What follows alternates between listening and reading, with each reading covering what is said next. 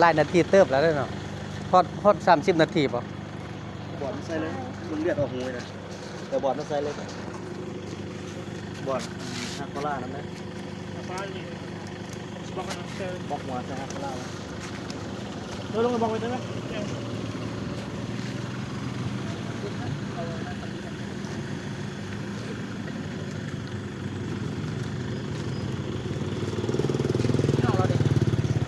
เนี่ยหมู่เราเนี่ยน่าจะแม่นมาคนเดียว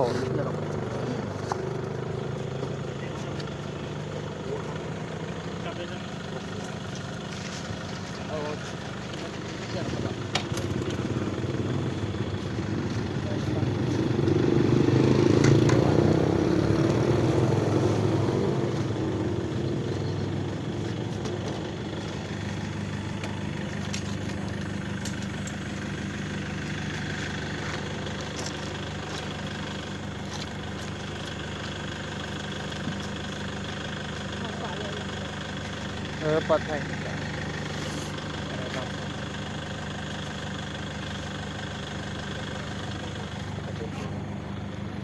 เบิ่งก็คือว่าบักวอน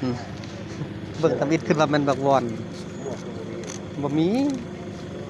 นั่นใส่มุกกระโนบุบันนี้มันตกใส่งัวต่ำงัวตามงัวแล้วเดี๋ยวเขาใส่มุกกันนก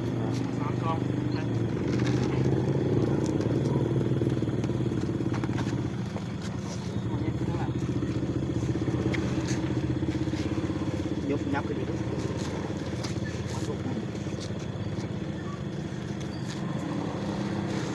นี่ใส่2 คนว่า2 คนก็ทำดีวะไป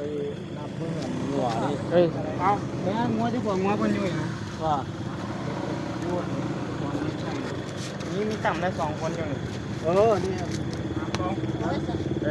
2 คนต่ำก้อนแล้ววะผู้นี่ตามโดนมา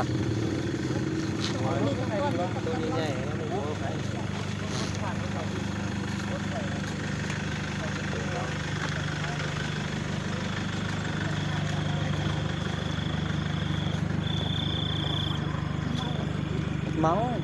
คิวเดียว